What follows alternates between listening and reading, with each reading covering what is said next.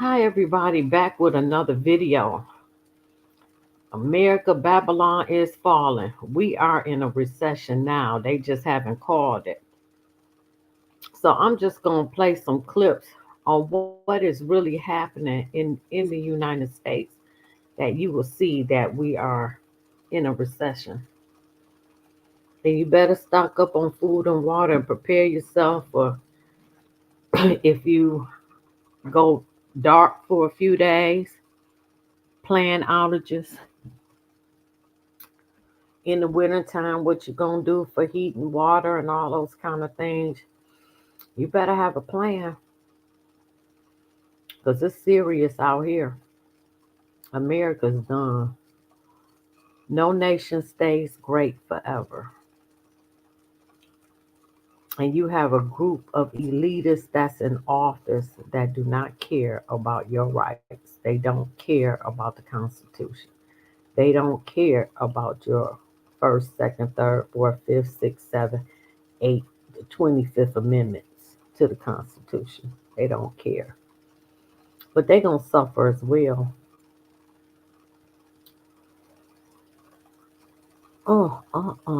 Man, it's really getting real.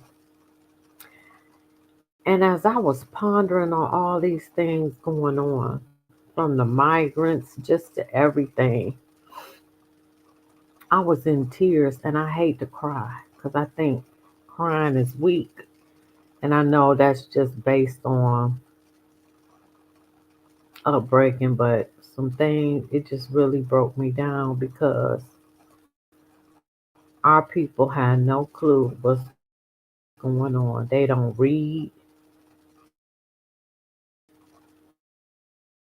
they just listen to the media. If you listen to media, you need to listen to Russian news, you need to listen to Indian news, you need to listen to Canadian news, you need to listen to Arab news, just so you can find the truth. But they believe everything they hear, and it's all propaganda, all BS. And it's just not our people, it's just American people in general. We don't do nothing until it's too late. We are proactive, not reactive. I mean, we're not proactive, we're reactive.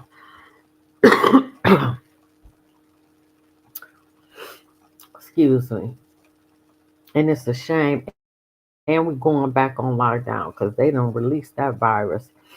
It's called severe respiratory SARS-2 coming to you. Lockdowns coming back. Martial law coming.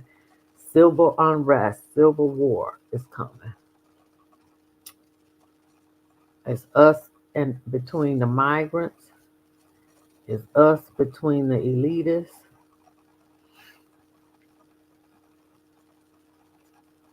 This no longer about black and white.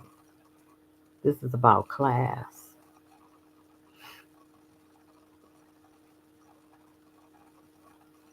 Race riots coming.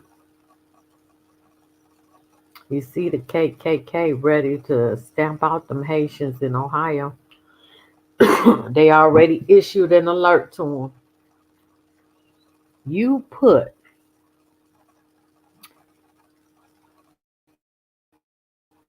people of color in rural communities, in red states, you know that's going to create civil unrest and race riots. This is what they want so they can have, ooh, civil war. It's coming. This is just so sad to me, what I'm seeing.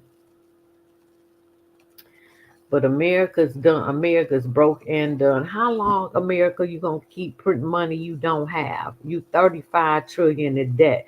That means you're broke. And I did a video that we broke. I think I did three of them. How long you, Jerome Powell? How long you think you gonna keep blowing in the system? And now you about to drop the interest rates.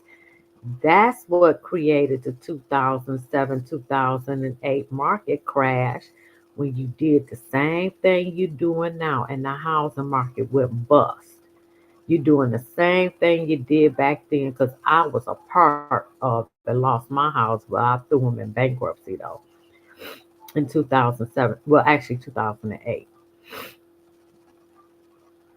Things done got real, but I'm gonna show you these videos. This gonna be a long video. I might break it up in two. I don't know. Or do y'all even care about what's going on? I guess that's the question.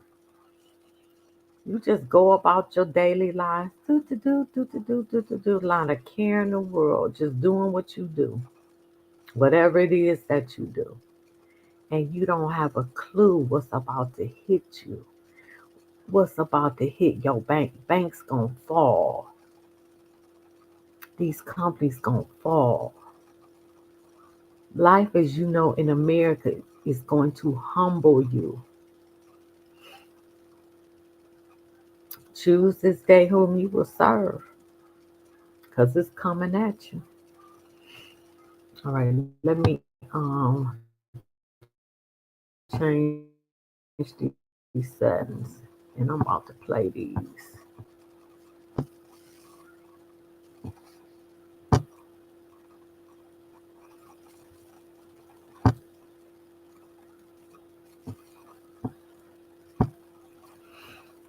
I read and research everything, because you ain't gonna catch me slipping.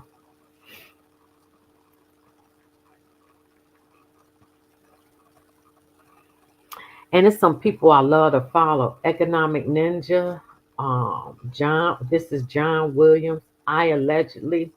This is they experts in this field. So I'm just gonna play some clips, and I'll do my commentary, in between as they say some things, because I didn't watch them all the way through. I never do. This is Economic Ninja. Everybody, Economic Ninja here. We're going to talk today. We're going back to economics class, the class none of us paid attention to. We're going to talk about what is a recession. Listen, the reason why we need to know this is because the definition is being changed. If you haven't watched what our president did just recently, changed the actual definition of recession. It's important to know Ain't that the something? factors that create a recession so you can see ahead of time where we're at. Now, personally, I believe we're in a recession. Type 1 if you agree, type 2 if you don't think so. But let's dive in right now. So a recession is significant. It's widespread and prolonged. It's a prolonged downturn in economic activity. A common rule of thumb is that 2 consecutive quarters of negative gross domestic product or GDP growth indicate a recession. However, more complex formulas also are used to determine recessions. Economists at the National Bureau of Economic Research, or NBER, measure recessions by looking at non-farm payrolls, industrial production, and retail sales, among other indicators. The NBER also points out that there is no fixed rule about what measures contribute to information to process or how they are weighted in their decisions. That's an actual quote from them. A downturn must be deep, pervasive, and lasting to qualify as a recession by the NBER's definition. Since some of these qualities may not be evident when a downturn first begins, many recessions are called retroactively. Look, first, you need to understand, a committee is who decides this. Also, you have to realize they don't. A committee decides when you're in a recession, not you. We've been in a recession. Announce a recession until months after it's already begun, and the same way when the recession ends. Last time in the late 2010, they announced that it was over about 6 months after it was officially over. So let's talk about understanding these recessions. Since the Industrial Revolution, most economies have grown steadily, seeing few economic contractions. However, recessions are still common. Between 1960 and 2007, there were 122 recessions affecting 21 advanced economies, according to the International Monetary Fund. In recent years, recessions have become less frequent. And the International Monetary Fund is funded by a control. Excuse me. It's funded by and controlled by the Rothschilds. That's what and the International Monetary Fund sends out economic hitmen to countries that are destabilized, loan them money, take control of the ranks because they know, excuse me, because they know they won't ever be able to pay them back. That's why they've been Africa, for example. And it's people when Greece went bankrupt, they sent in the economic hitman. Hold on. I'm live, Stephanie. Come on in. I'm live. What you mean, come on in? If you come in the live, you can come up. You can come up. How do you do that? Just log in and you see that I'm live. And I'll drop the link. Oh, okay. What you talking about? The recession. I was just Okay. talking about the economic hitman that they send out. I'm gonna go. I have to go to my iPad. Okay. All right. So, like Africa, when Greece filed for bankruptcy, they sent in the economic hitman and they loan Greece a bank load of money to to stabilize them. But you have to pay this money back, and if you don't, and you have to do what they say, like Kamala Harris going over there to Ghana and saying, "Well, we give you $60 million if you promote and change your laws that you promote LGBTQ2WXYZ. We'll give you the $60 million." They said, "No, keep your money." So these are the things they do, but it's a book called Economic Hitman. It's a great book. But that's what the International Monetary Fund does. And shorter in duration. A lot of this is because of monetary stimulus or the lack thereof from central banks. A decline in economic output and employment that recessions cause can become self-perpetuating. For example, declining consumer demand can prompt companies to lay off staff, which affect consumer spending power and can further weaken consumer demand. Similarly, the bear markets that often accompany recessions can reverse the wealth effect, suddenly making people less wealthy and further trimming consumption. Since the Great Depression, governments around the world have adopted fiscal and monetary policies to prevent a run of the mill recession from becoming far worse. Some of these stabilizing factors are automatic, such as unemployment insurance that puts money into the pockets of employees who lose their jobs. There's a bill out there now. No, Stephanie in here. Let me drop this link. Um, but there is a bill out there now that is to stop unemployment. So if you lose your job, guess what? You won't be getting unemployment. Now what you gonna do? Oh, they got a plan for us. Okay, there go the link, Stephanie, if you want to come up. Measures require specific actions, such as cutting interest rates to stimulate investment. Recessions are most clearly identified after they are over. Additionally, investors, economists, and employees may have very different experiences in terms of when a recession is at its worst. Think about it as frivolous spending, right? We all need to eat, so grocery stores see recessions in a different way as necessities and less money on gourmet foods and things they don't normally eat, right? Like finer cuts of beef. Whereas because this is discretionary spending, it's spending that people don't need, and they really don't need it, in certain restaurants and certain travel types. So they're going to see that even more. Now let's talk equity markets. These often decline before an economic downturn, so investors may assume a recession has begun as investment losses accumulate and corporate earnings decline, which we've been seeing lately. Even if other measures Exactly. If you want to come up, hit the link. Healthy, such as consumer spending and unemployment. Conversely, since unemployment often remains high long after the economy, workers' activity recovers. So what recession? An inverted yield curve has preceded each of the 10 U.S. recessions since 1955. That being said, not every period of an inverted yield curve was followed by a recession. We've seen that just recently. But I think that the more and more we see that inverted yield curve, the closer we are to recession. Now, when the yield curve is normal, short-term yields are lower than long-term yields. This is because longer-term. And what he's talking about is economic 101. I remember this. I remember this. He bringing it back to my memory, but I remember doing that economic field and putting the dot and the axis of where it meets up. Has more duration risk, right? For example, a 10-year bond usually yields more than a 2-year bond, as the investor is taking a risk that future inflation or higher interest rates could lower the bond's value Facts. before it can be redeemed. So Facts. in this case, the yield goes up over time, creating an upward yield curve. The yield curve inverts if yields on longer dated bonds go down while yields on shorter term bonds go up. That's what we've been seeing recently, right? In recent years. The rise of near-term interest rates can tip the economy into recession. The reason why the yield on long-term bonds drops below that of short-term bonds is because traders anticipate near-term economic weakness, leading to eventual interest rate cuts.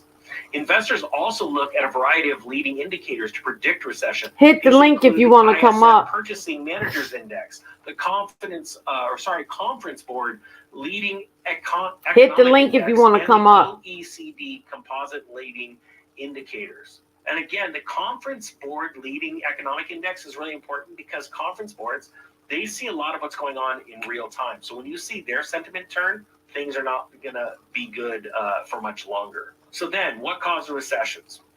Numerous economic theories attempt to explain why and how an economy goes into recession. These theories can be broadly categorized as economic, financial, psychological, or a combination of these factors. Some economists focus on economic changes, including structural shifts in industries, as most important. For example, a sharp, sustained surge in oil prices can raise the costs across the economy, leading to recession. Think about it. When your gas prices go up, you drive less. Facts. Some Facts. theories say financial factors I cause can't believe recessions. this. These theories focus on credit growth and the accumulation of financial risk during good economic times. The contraction of credit and money supply when recession starts, or both. Other theories focus on psychological factors such as overexuberance during economic booms and deep pessimism. Hit the link if y'all want to come up. Explain why recessions occur and persist. Keynesian economics focuses on the psychological and economic factors that can reinforce and prolong recessions. The concept of a Minsky moment, named for the economist Hyman Minsky. Who names these people? Named after him, combines the two to explain how bull market euphoria can encourage unsustainable speculation. Fact. I think the parents of Hyman were speculating that name was good. I think they failed. Now, last, let's talk about recessions and depressions. According to NBER, the U.S. has experienced 34 recessions since 1854, but only 5 since 1980. The downturn following the 2008 global financial crisis and the double-dip sums of the early 1980s were the worst since the Great Depression and the 1937 to 1938 recession. Routine recessions can cause the GDP to decline 2%, while severe ones might set an economy. Okay, let me let you up. Let me pause for a minute. Let me make sure I got you in.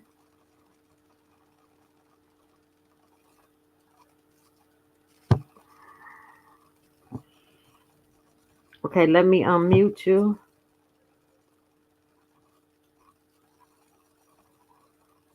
Okay, you muted, Steph. When you want to say something, just unmute yourself and you can talk. You know, this one of our favorite people, Economic Ninja. I just wanted to go through and start out with what is a recession. Then I'm about to show.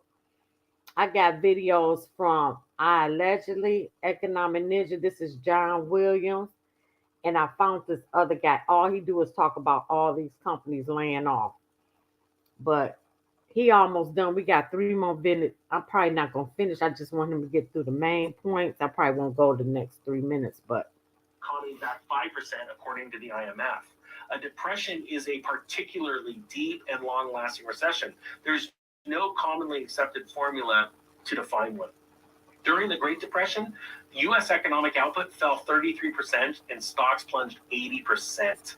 And unemployment hit 25.8% during the 1937 to 38 recession. Real GDP fell 10% while unemployment jumped 20.9%. That is incredible. Right? Well, what about recent recessions? Well, the COVID-19 pandemic and the public health restrictions imposed to stop everything, the depth and widespread nature of the economic downturn caused by that in 2020 led the NBER to designate it a recession despite its relatively brief 2-month length.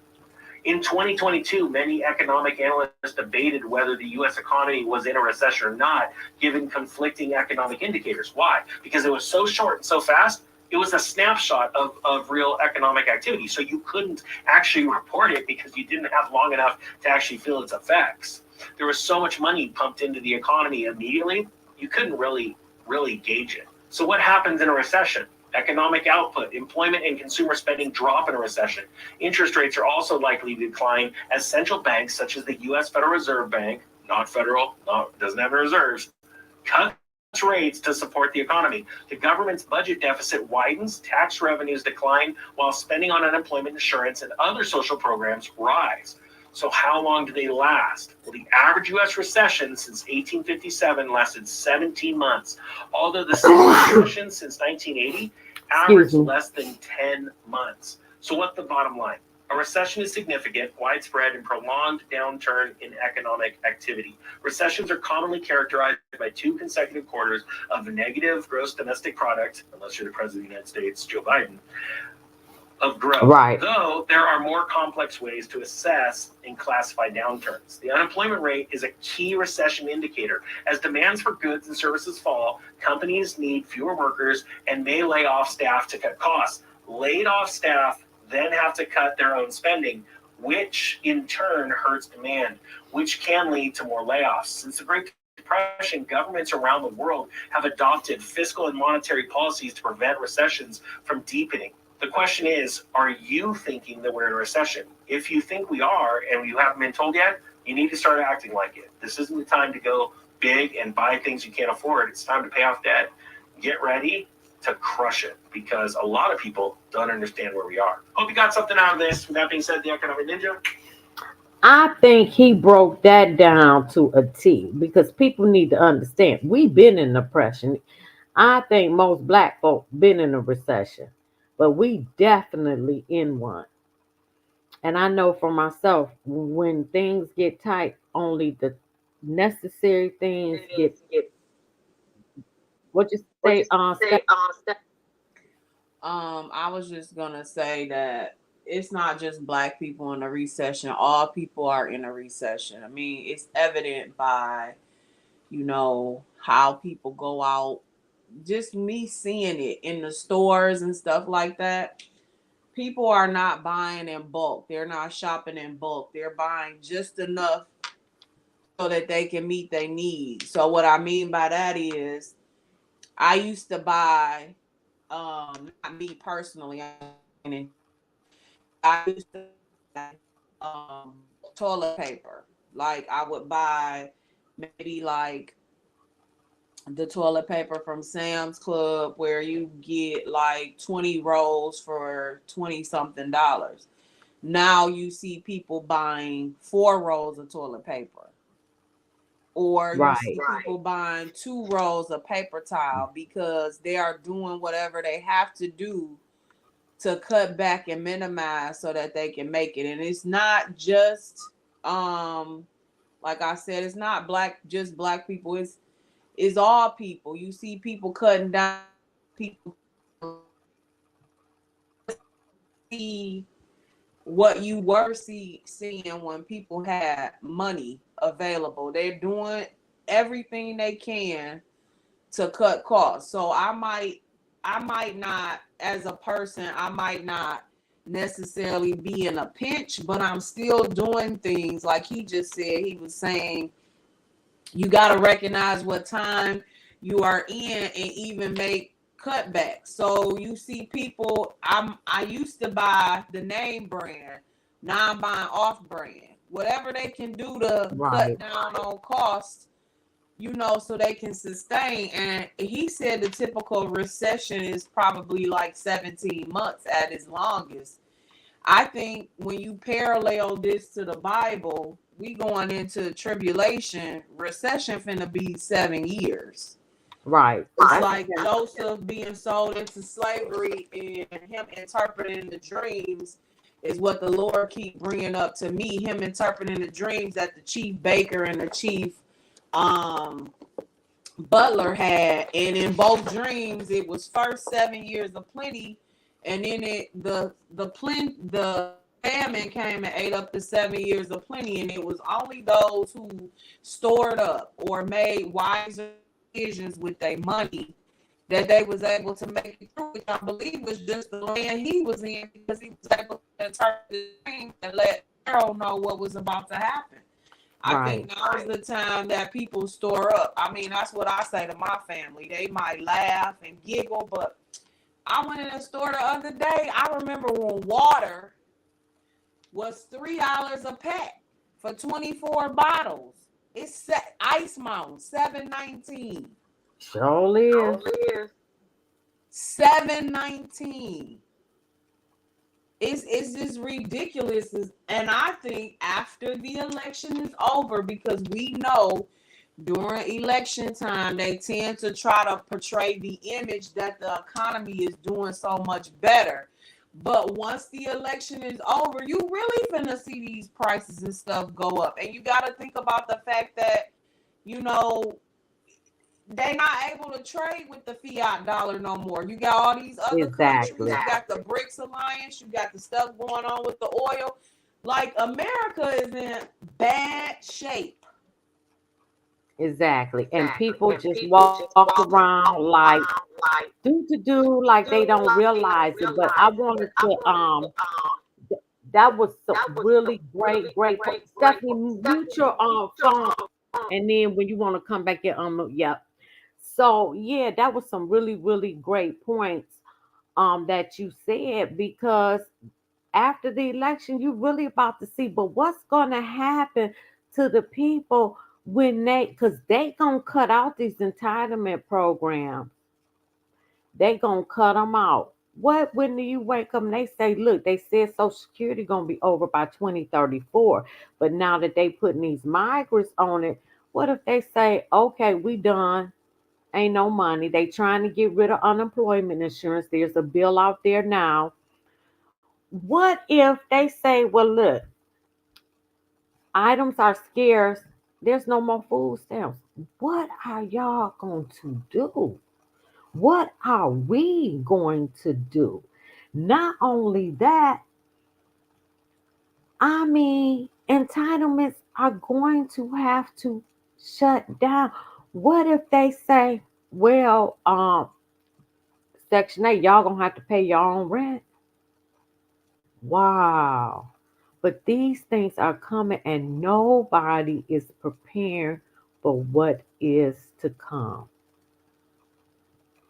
I'm not even prepared.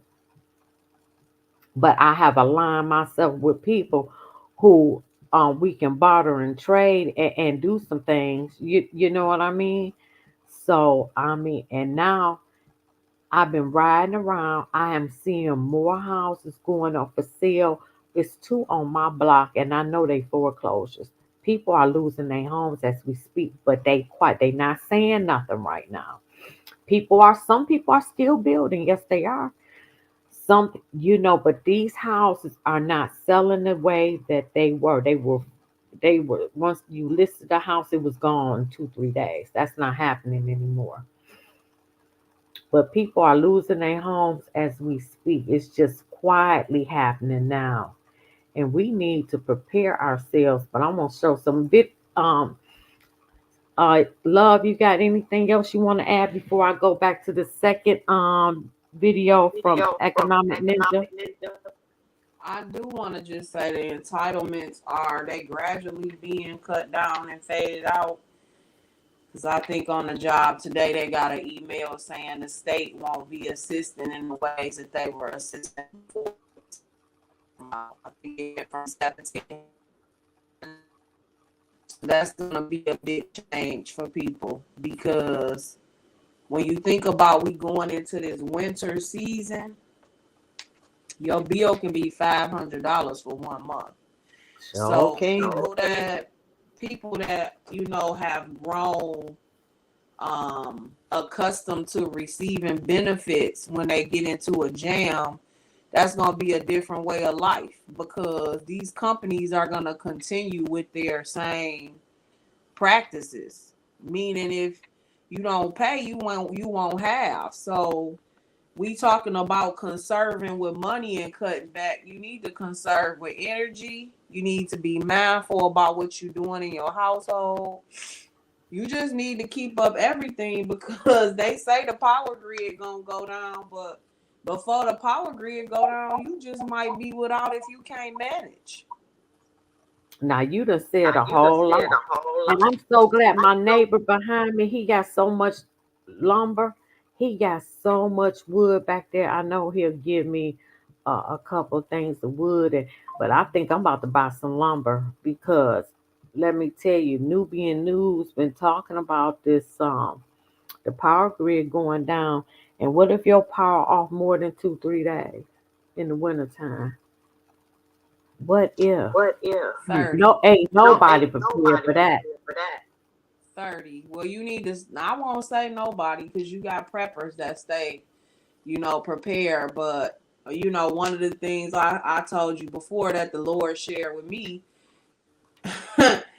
when you're not prepared, that create more chaos and that create crime is what it is. So you got a prepared person running a generator.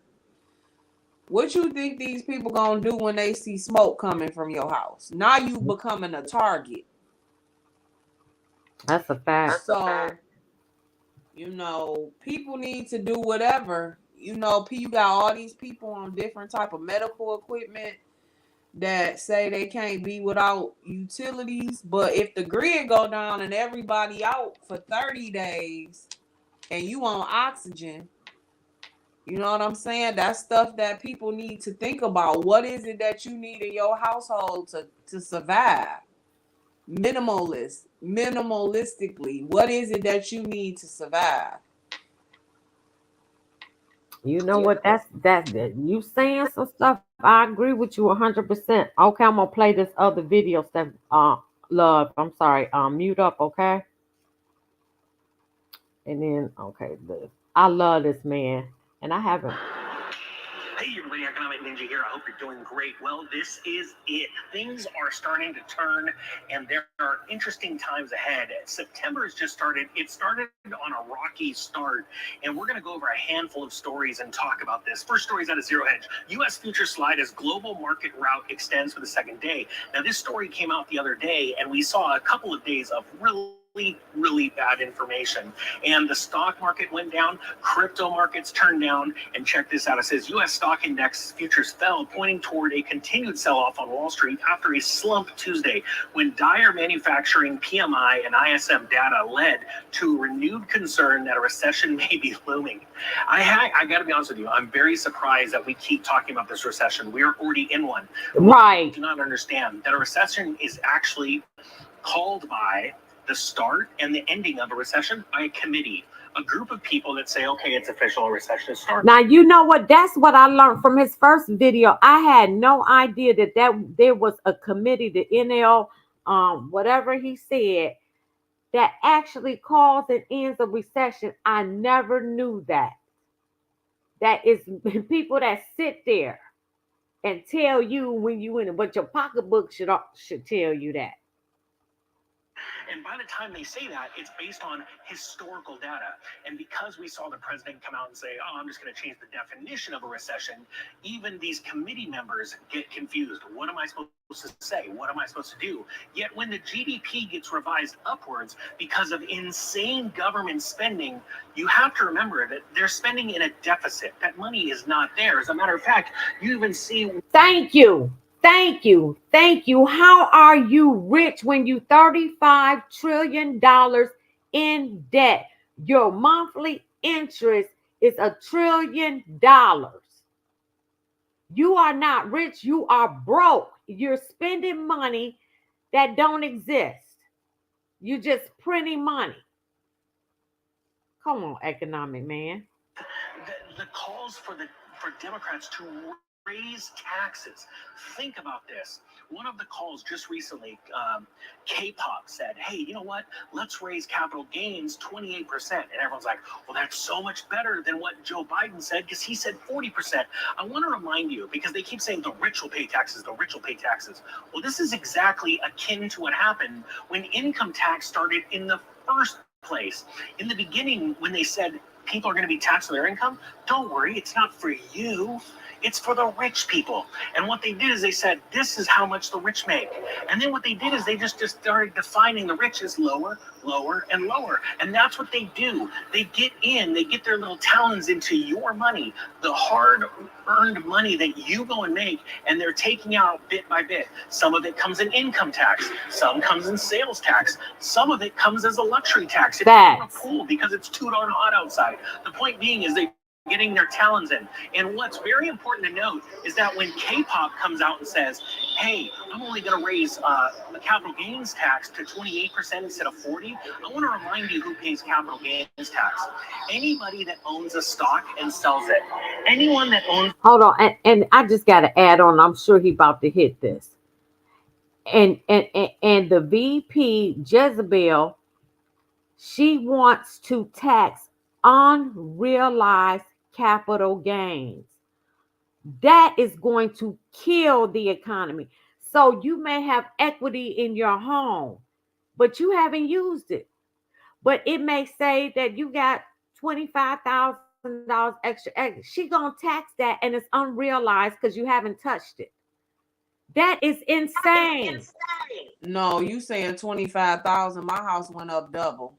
So No, that's I was just giving an example. I know, but more realistic numbers because anybody that got a house that they purchased because of the housing market right now is double. My house was 100,000. It's 217 now. So you talking about me paying taxes on the extra $117,000, but that's strategic from That the you haven't elite. even used. You haven't pulled it out. It's strategic from the elite standpoint because if I'm a person that's being mindful of my equity and I'm not using it, that's gonna either one say make you say forget it and let me use it because now you're taxing me on something that I was being strategic and not being taxed on, or it's gonna make people lose their properties and stuff because how you gonna tell me I gotta pay taxes on the extra $100,000 that I'm not even using? Exactly. That's gonna kill the middle class right there, or what's left of it right now. Anything else you want to add for I bring the video up? I'm so glad you're here. You bringing a whole good No, perspective. I'm good. Okay. owns a home and sells it within certain parameters. You have to understand that a majority of Americans pay capital gains tax. And when they are faced with the situation where they have to pay more taxes, they're going to back up and go, you know what? This isn't a very good idea. We need to stop this. We need to stop paying these taxes. Let me get back to my email so I can see what the next story is. Sorry, we've been in Europe for a couple of days, and it's a little bit crazy as far as internet is concerned. The next story out of Zero Hedge is entitled Risk Facing Bullish Investors as September Begins. Now, remember, September is historically a time of stress, of pressure. Oh, now she stops talking. Stress and pressure. Historically, stock market downturns happen in September. And just in the beginning of September, we saw this multi-day rout where selling was happening, right? It says here, since the end of the yen carry trade correction in August, bullish. Yeah, I'm gonna speed this up a little bit. Or like, well, I can't sell now. I've lost too much. I'd be down way too much. And then as it goes down even more, they move into depression. And I believe that's what they're seeing, what you're seeing. In the last handful of months, I've been telling you how I have been positioning myself in cash. I have been slowly selling stocks. Over the last 6 months, I'm moving into US Treasuries. I was already in money market accounts. I was selling things, stocks, cryptos, and things like that, because as we move into a recession, everything, the only thing I have not sold is physical gold and silver that I have stored, okay, in vaults. That's the only thing I have not been a seller of. Now, even though I know that the price of gold and silver comes down when a recession begins, that is not, we're already in a recession, that's what I believe, but when the powers that be tell you we're in a recession, because everything starts to sell off. People move to cash, investors move to cash, hedge funds move to cash.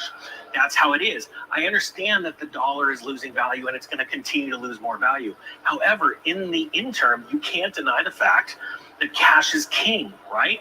It's just like I'll right be now, right back. Facebook, and all you see is more and more Lamborghinis for sale, Rolexes for sale, high-end speaker systems for sale. It is absolutely insane. So you have to realize that. And so, excuse me, when markets start to move up, simply because a lot of retail investors are buying stocks, it doesn't mean that the company has a better outlook for the future. As a matter of fact, it's the opposite. More and more companies, even a dollar store and Dollar General and things like that, they're sitting there going, hey, the outlook is bleak. It's not looking good. We're losing our customer base. When McDonald's comes out and says we've lost our normal customer because fast food is now a fine dining experience because a Big Mac, meal costs $18. Right. In California. Are deteriorating fast. Home Depot, Lowe's, and other companies like that are sitting there and they're telling you things are not looking good. Now, given that for every buyer there must be a seller, this data confirms that buyers are increasingly willing to pay higher prices to bring sellers to market. That cycle continues until buyers willing to pay higher prices decline. Now, we've seen that with the housing market. As a matter of fact, we've seen, even though interest rates, mortgage rates have come down, the buyers aren't there. They're not showing up. Facts. Now they're starting to see these massive price declines, and they're sitting there going, hey, you know what? Unless you're in a town like one of the places where I live, where there's so few homes for sale because it's such a small market, but in the large cities like Austin, Miami, San Francisco, all these large markets, even Boise, Idaho is having issues where there's a lot of inventory hitting the ground. They're starting to have these massive price declines. I've said this before. Now, Michigan has the highest prices when it comes to housing. What with selling your homes, we one of the highest in the nation. And I'm telling you, the same houses when I go out here delivering, I'm telling you, them houses are not selling. They still sitting there. They still sitting there. And they dropping these prices because they have to. And foreclosures are happening. Let me I think I want to go to Dan because I want to hit a lot of these. Okay, that was it.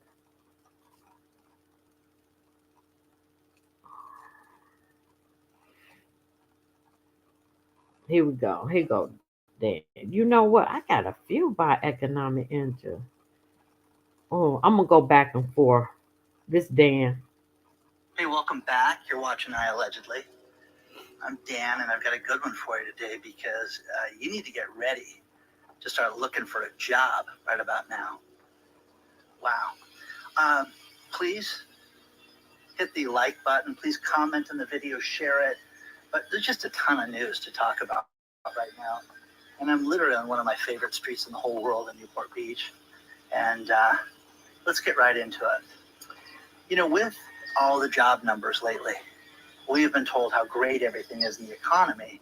But the majority of people, when you ask them, and there was Bank of New York that did a survey of people that were working, the majority of the people, almost 88%, said that they feel they will not be working for the same company in just a few years, and that in 10 years it will be very, very difficult to find a job. Now, the problem that you have is most people that are looking for a job as the workforce gets older, they're trying to cut back as much as possible, pay people as less as possible. Come on. As little as possible. And Facts. That's just a fact right now.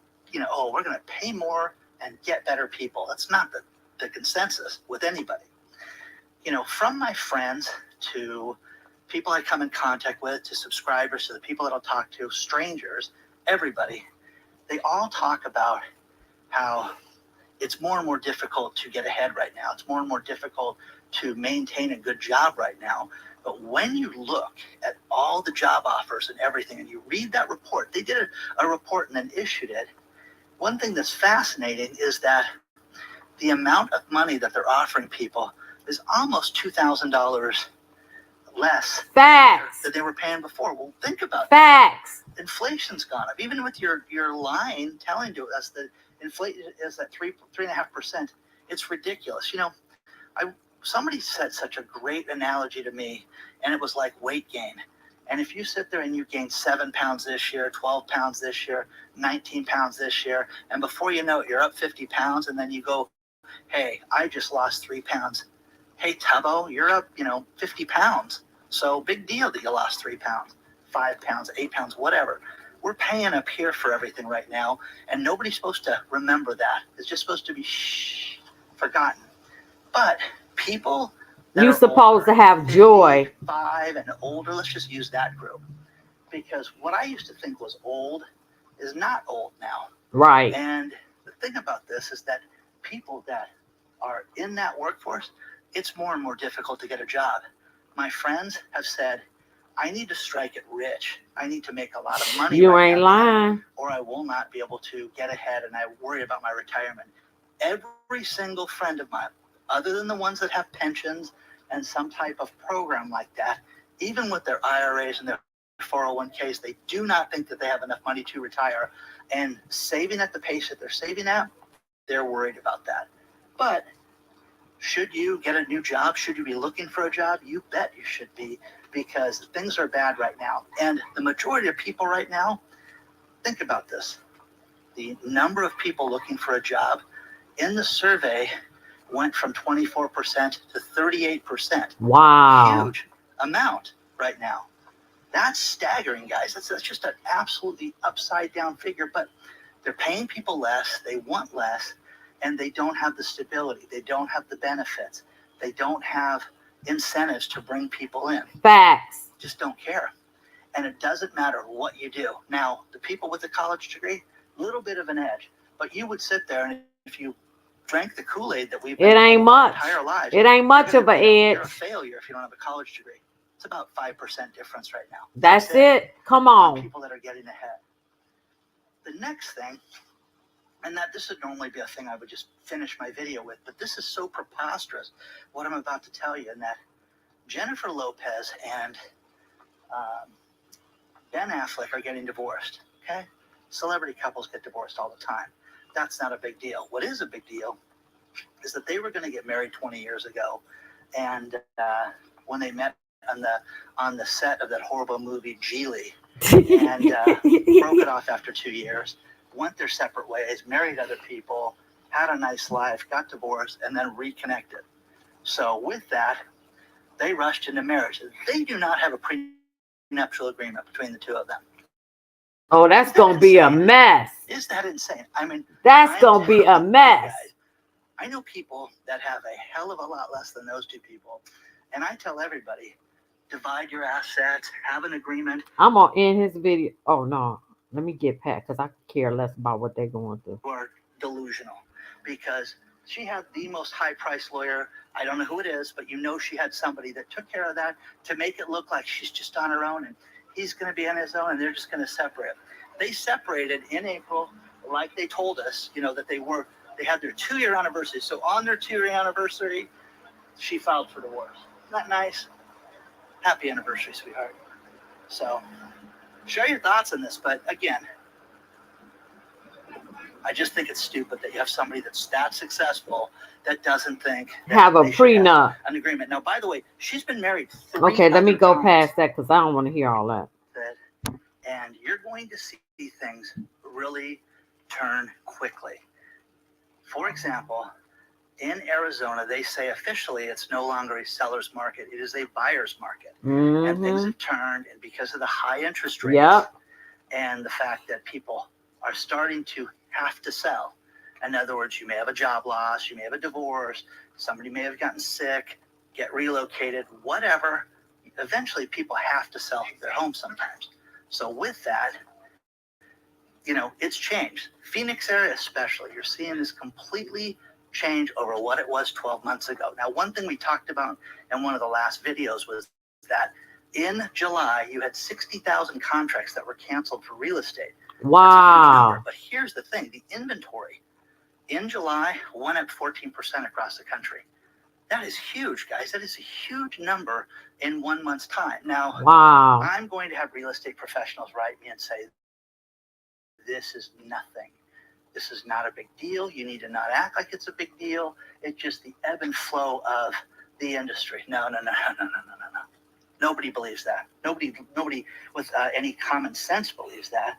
But you're going to, act like things are just fine. There's so many different problems with people saying, hey, I shouldn't be paying a real estate agent. And we've talked about that here, and I've got my buddy that has that business. I agree with that. If I want to buy, I'm not hiring an agent. And now they passed that law where they don't get that big commission no more. It's negotiated in the beginning. So you could say, get an agent that, no, out of this, whatever I buy, you only gonna get $500. Well, how much showing you think they're gonna do? So they have to negotiate their commission now. They don't get them $4,000, $5,000, $6,000 checks no more. They put that in the law. See how they broke that? It ain't even worth being an agent no more.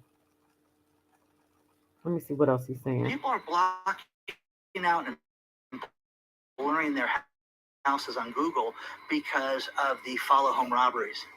And think about this. Here in Southern California, there was a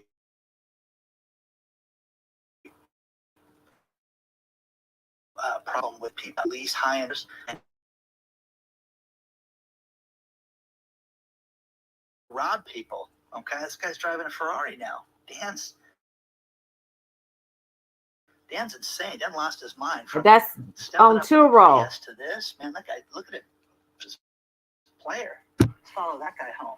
People Let's go on Turo. Think about that. So because you can rent a Rolls Royce on there. You can rent some Maseratis, whatever on Turo. You pay the fee. You meet somewhere. They give you the car. They driving off with the people car. I know. bring Oh, out their houses on Google. Read the article below because that's disturbing. That's scary that people are that concerned about that. So, one thing that I was in a bank and people were getting cash, and a woman walked into the bank manager. She said, I got a call from the bank today saying that my account had been compromised. And if you want to join the chat, hit the link. Give them information. And it just didn't sound right. So I said, I'm going to go to my branch. Now she walks in the branch and they said, no, it was a total scam. So once again, guys, branch manager gave her some good advice. Look at the phone number on your debit card. That's the number to call. Call that number. Do not listen to these people that call you because they're a scam and they're trying to get you. Everybody trying to get some money. I'm going to let that go. I'm not going to finish listening to that. But look at what he said about jobs. Time to get a job. If you need one, better do it quick and in a hurry if you need one because they vanishing fast.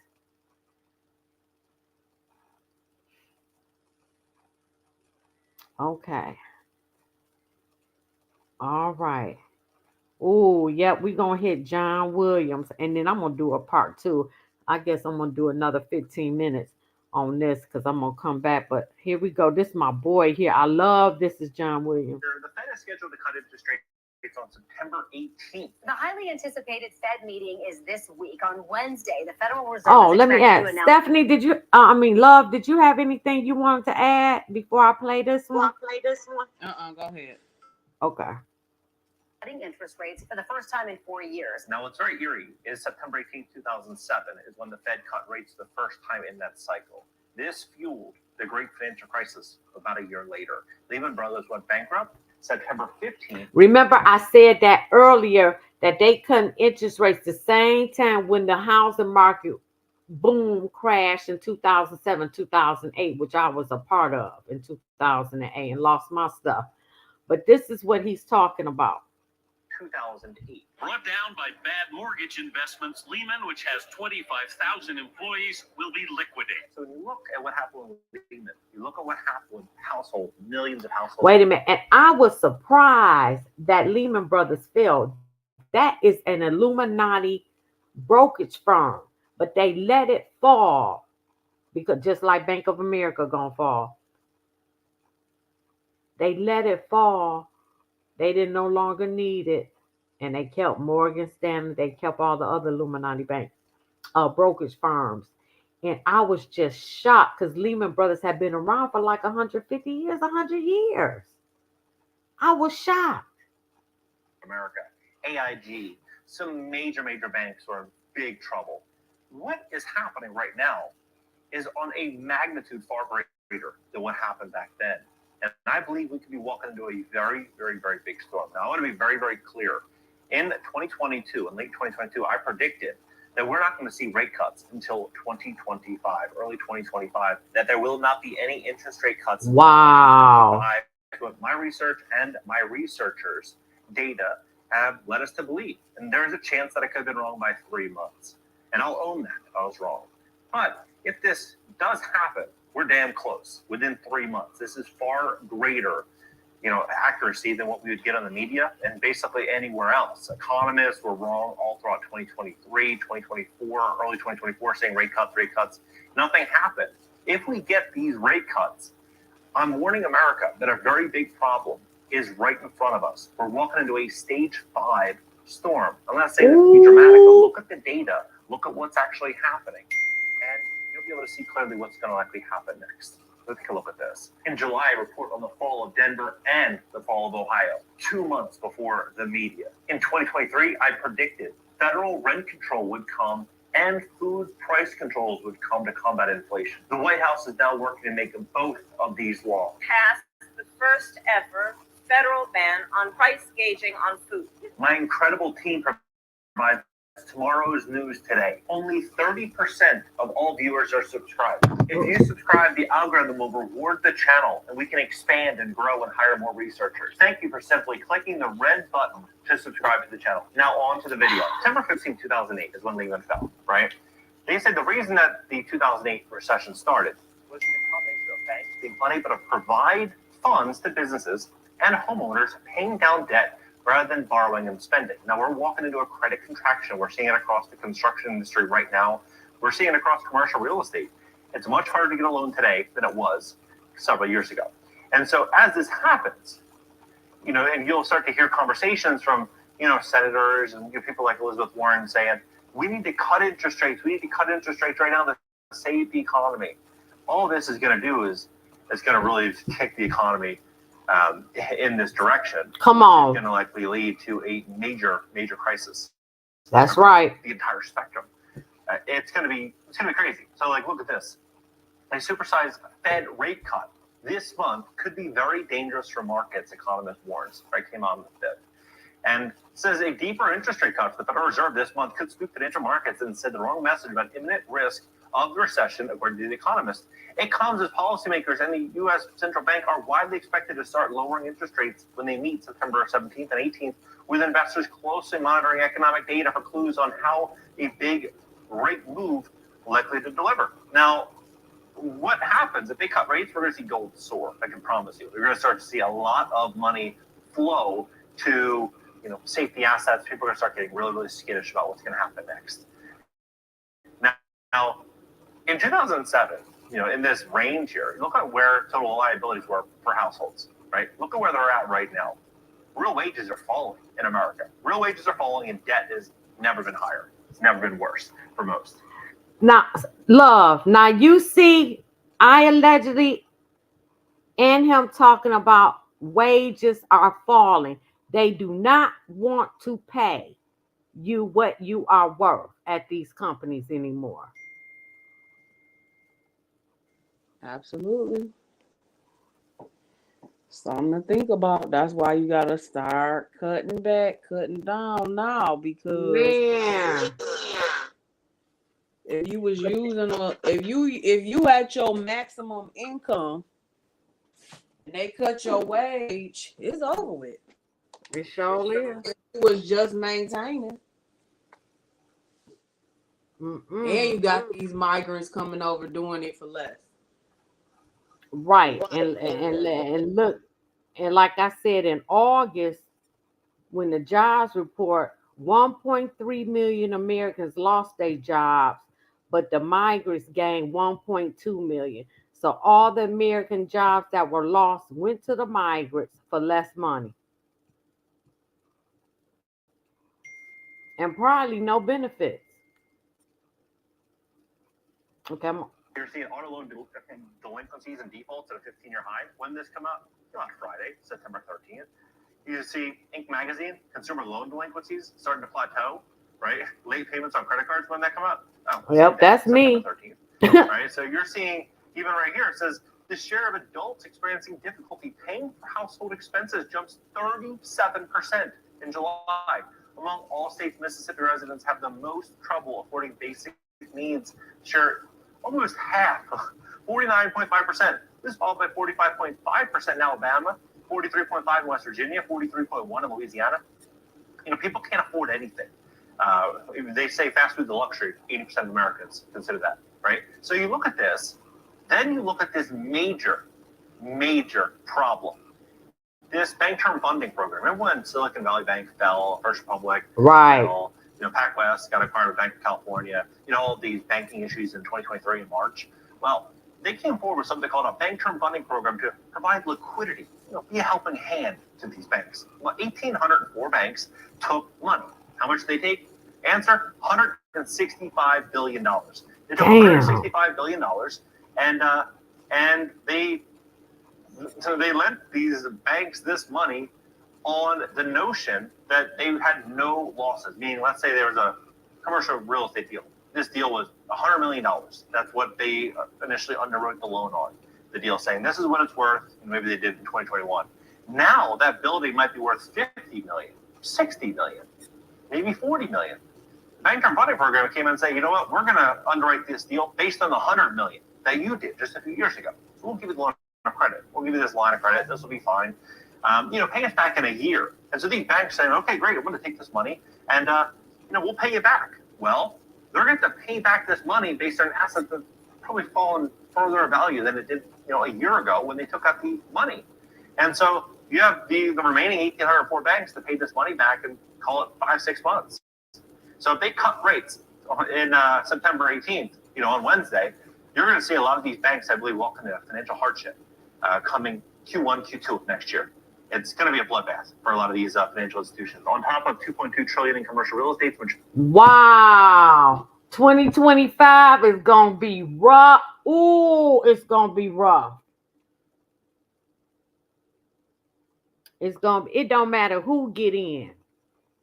2025 gonna be rough, and 2026. But 2025 gonna bring people to their knees for real. Whoa. Love, you got something to add? I want to hit 2 more videos and I'm gonna get on out. No, I'm good.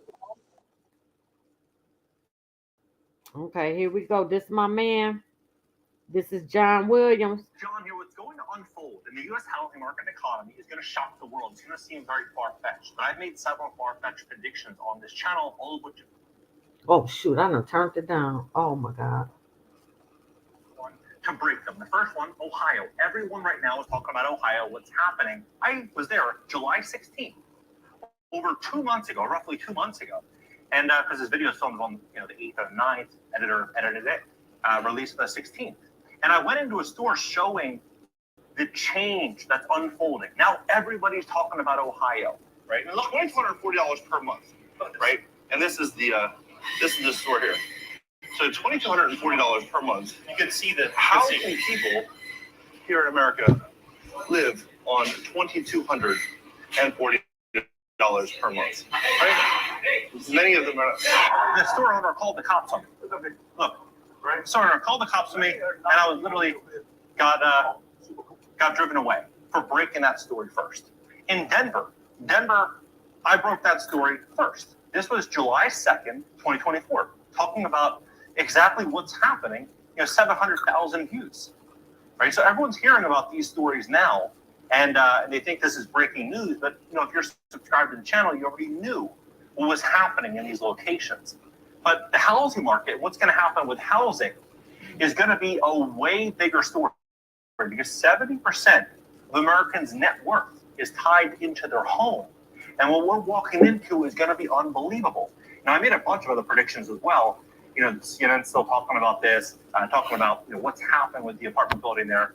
I made a prediction over a year ago about what's going to happen with property insurance, saying that if you live in Florida, you live in California, you're going to see a lot of insurance companies pulling out of these markets, and you're going to see insurance rates skyrocketing. Major insurance companies drop homeowners in California. The company is pulling out of Florida's home insurance market. Florida's biggest insurance companies is leaving Florida. Back then, that sounded far-fetched. I did 2 videos talking about this well over a year ago.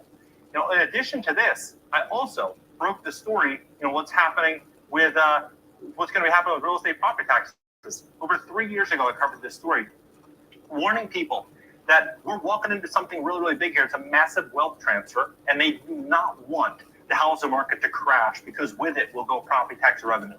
Property taxes are going to soar in this country.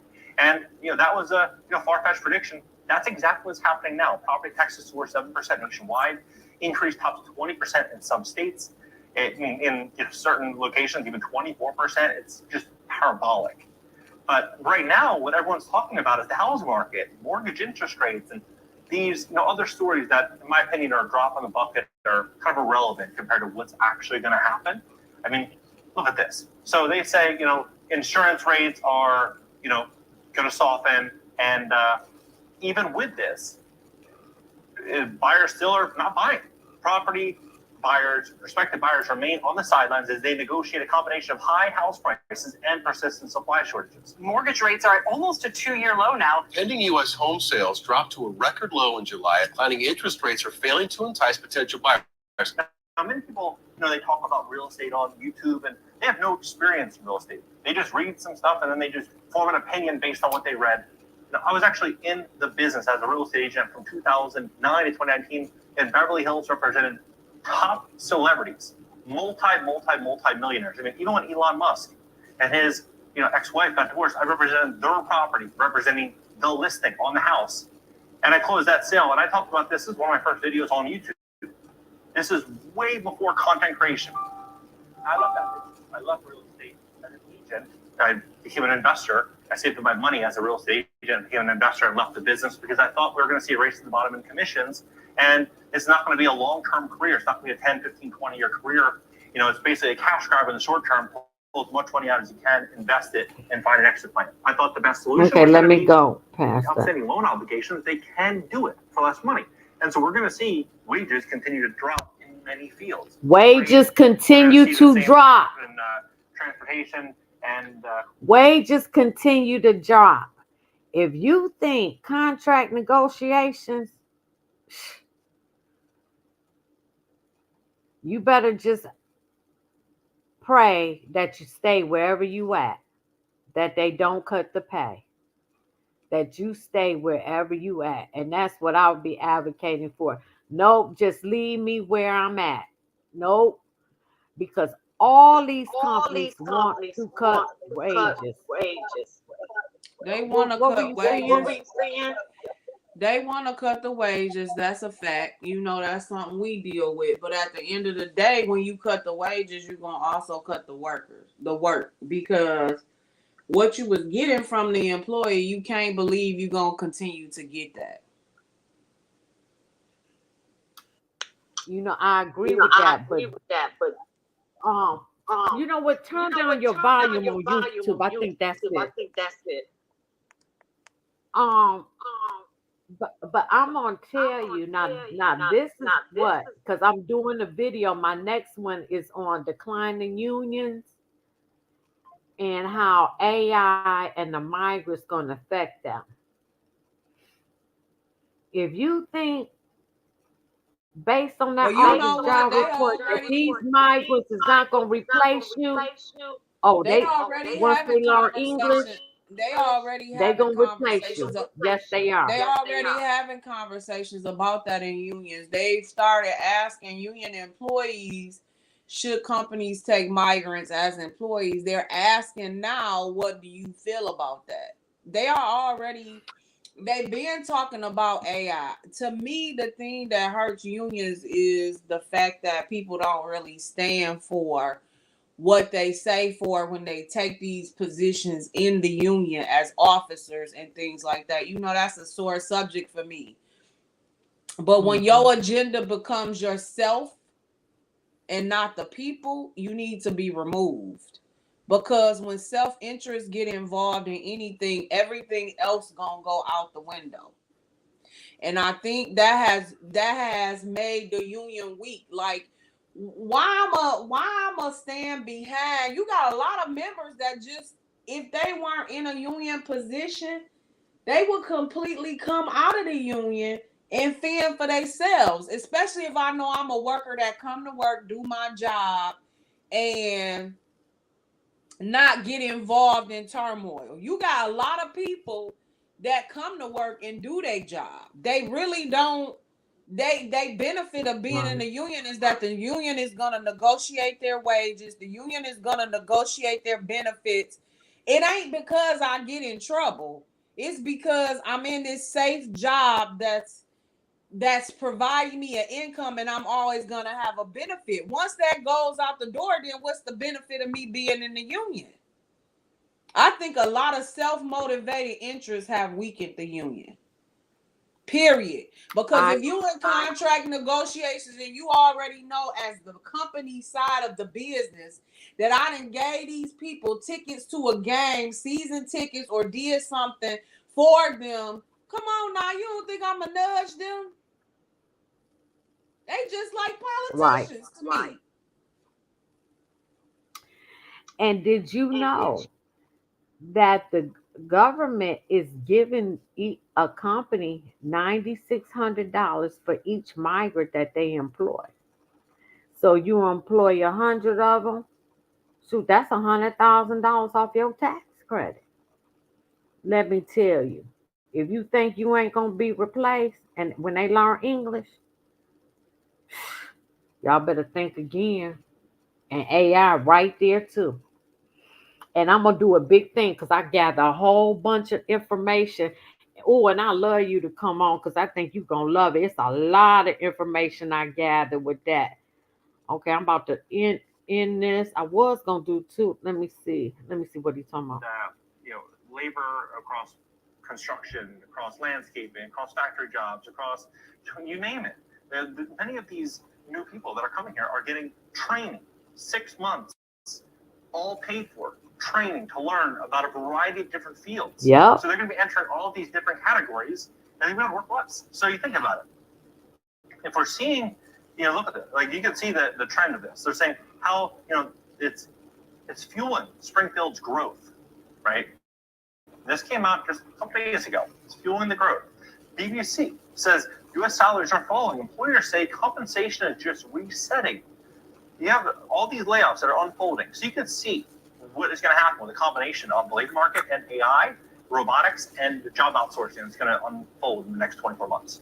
It's going to be raised to the bottom. Wages are not going to be going up. You can even see it in the newest labor market report, saying August job report shows job losses for U.S.-born workers, gain for foreign-born. Yep. I mentioned that 1.3 million jobs in America lost, and foreign-born workers gained over 1.2 million jobs during that same. That was the August job report that I keep. Every job the Americans lost went to the migrant for less money. This isn't like some fear. And listen, and in Springfield, Ohio, the man that run a little factory talked about he loved the Haitians. He said because they come to work, they don't call in sick. The man said that who owned this factory. He said that they hire workers, they stay late, and guess what? He paying them little or nothing. It's happened. It's already happened. 1.3 million jobs lost, 1.2 million jobs gained. And if you look at here, this is AP News saying how migrant workers in the U.S. have helped boost job growth to stave off a recession, right? So you're seeing this, and then we have all this happening on the backside of what just happened with the apartment rental boom. So it's just going to become so clear how this whole scenario is going to unfold. You have 500,000 new apartments that are constructed, right? 500,000. This is the first year. So a 50-year high in apartment construction. You're seeing rents on average drop 12.6%. My rent ain't dropped. That drop is absolutely crazy because the average investor was buying a deal for about 5%, 5.8%. So they were buying deals that were returning 5.8%, 6%, 4%, depending on the market. But yet property taxes and insurance skyrocketed and rents just dropped, 12.6%. Mine haven't. A major refinancing bubble that's about to burst for commercial. Oh, that's for commercial. All right, I want to hit this last one. Oh yeah, we're gonna end with this one, and then I'm gonna do part 2 tomorrow, and we're gonna hit the layoffs because it's gonna have to be a part 2. This is the last one. This is Jamie Dimon, the head of JP Morgan, who got my damn 401k. This is what he said, and I'm gonna end with this because that's why I got on here and did this. As John here, JP Morgan Chase is the largest bank in America, and they just issued a dire warning about the future of this country. They said we're walking into something far worse than a recession. Jamie Dimon expressed concern about the resilience of the U.S. economy because he believes it's being fueled by government spending. Now, JP Morgan Chase, they move $10 trillion of money every single day. If you want to do what JP Morgan does, we move $10 trillion of money around the world every day. In 3.5 days, they'll move the entire debt of the U.S. government. They bank 30 countries, the IMF, and the entire U.S. government. We bank some of these companies in 30 countries. We bank the World Bank, the IMF. We bank the United States government. So you start to look at how big this company is. And when their CEO says that we're walking into this, I wouldn't disregard it as unlikely. I would say that it's more likely than not going to happen. Dimon says that inflation and high interest rates may be sticking around longer than most think. Now, when you look at the facts and you look at the events that have already been signed into law, what they're already working on, you'll realize that everything about this country is going to change, and in a very radical way. Well, in this video, I'm going to show you step by step how this is all going to work and what you can do to shield yourself from some of the insanity. Whether you have $1,000 or $1 million or whatever you have, there's things you can do. And I think that we're walking into a situation where those that are preparing and putting themselves in a really good position, they're going to be rewarded for it. I'd also like to take a moment and say thank you to everyone. We just hit 300,000 subscribers. I really let me go appreciate past some of this. And work really. Our world's changed. Here it says U.S. dollar slides as traders bet on 50 basis points rate cut, right? You have here the Fed has proven once the inflation is slowing, but the next move is still up in the air. Deloitte, you look at Deloitte, their revenue growth is the weakest in 14 years. So you're seeing all of these changes, seeing the job market go through a really big change. U.S. job openings data has been revised down in 15 of the last 19 months, the longest streak since the GFC, the Great Financial. That because the Biden administration lied about their job numbers, got caught, and had to take $1 million off. Crisis. The number of job vacancies has been regularly revised down over the last 18 months, with the largest adjustments reaching 500,000. The most recent release was June, was lowered by massive 274,000 openings from the original reported 8.18 million, the fourth largest division since 2020. Meanwhile, job openings in July came in at 7.67 million, slowest since 2021. Right, so you start to look at this. Everything is changing for America. Here, BRICS, 126 nations meet in their alliance to discuss ditching the dollar. Came out about a week and a half ago. Here, BRICS, 34 countries have expressed desire to join. It's more and more countries as time goes. Even here, CNN says, build up your portfolio with BRICS. Then you have BlackRock had invested $420 million across 5 funds in Chinese companies. So they're essentially taking retirees' pension funds and investing it in the future of another country. How crazy. This is what's happening. So when you have BlackRock doing it, you have Ray Dalio, Bridgewater and Associates, investing in China. You have Blackstone investing, their Shanghai office, they're expanding, signaling increased investment in China. You have the deep pockets leaving. You have the deep pockets looking to, Oh, they leaving the U.S.? Okay, let me go. Most Americans have a large chunk of their net worth in the stock market. They have a large chunk of their net worth in their home value. And so if the cost to borrow continues to rise and insurance and taxes go up with it, you can imagine what that will likely mean to one's net worth, right? It's going to continue to shrink.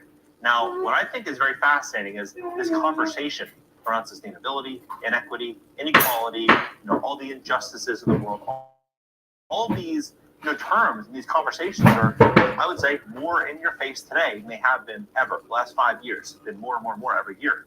Now, when you look at what the proposed solution is, it really kind of connects perfectly with where we're all going as a country. So it says, how will the government reduce inequality? Governments can reduce inequality through tax relief and income support or transfers, government programs like welfare, free healthcare, and food stamps. So many people, they'll hear the word, Now see, and this is what she want to do. She want to get rid of private insurance. Now this is what she said. I just saw that. I didn't play it today. And this is what we're going to end with here. She want to get rid of private insurance, put everybody on Medicare. Do you understand that Canada, who has national health care, it takes you months to get an appointment? And because the doctors don't make what they can make, they make whatever they set their feet at. It's going to be horrible. You'll never get an appointment. They're going to get rid of that yearly healthcare screening because you ain't going to be able to get an appointment. Now, she said you can have supplemental insurance. I said, ain't that no, I don't want that. But this is what you're going to get. Socialism for real. That is socialism. Oh my God. Anything you want to add, love? Nope, it's just gonna be a lot go down in these next 60 days. I hope people getting ready. Chaos, economy gonna go up. You heard all this money stuff. It's about to be rough. It's already rough. But it's finna get rougher. Sure is. Keep your head on the swivel. Oh, go ahead. I'm done. All right, y'all. We'll be back for part 2 tomorrow because we're going to get off of I'm about to list all these companies that have laid off, and it's a whole lot of them. And you can best believe the auto industry, they going to be laying, they ain't got no choice. Who going to buy these cars? They buying them now, but they can't pay the note. Man, we in trouble. America, Babylon is falling, and she gonna fall hard. And I believe, like last day said, it's gonna be a humbling for real. And all the migrants that came over here gonna wish they didn't. Because when they close that border, they gonna be stuck here too. I do want to Like, just share, say this. I'm sorry. Let me all just right, say leave a this right comment. What quick. was you gonna say? Let me just say this right quick before you end your video. I mean, it is a way for America, but God already know Americans is not gonna do it. But they can humble themselves and pray and turn from their wicked ways. That'll stop all of this. But Yep, God repent. already know that Americans is not gonna do it, and they full of pride. So that's one way. And leave these kids alone. Stop stealing people. Stop taking kids. Stop molesting these kids. Stop doing these kids dirty too, because that's another thing. It's so much innocent blood that's shed on this American Abortion. soil.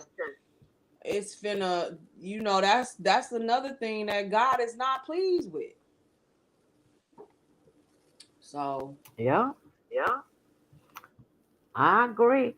Well, like, share, subscribe, leave a comment. I really enjoyed you coming out here. Oh, so I'm gonna let you know when I'm gonna go live, and if you can, I would love for you to come back just to give your opinion. This was really good conversation, I think. All right, y'all. Y'all have a good night because I gotta get up early this morning. Thank you. Thank you, love. I will talk to y'all later. Thank you.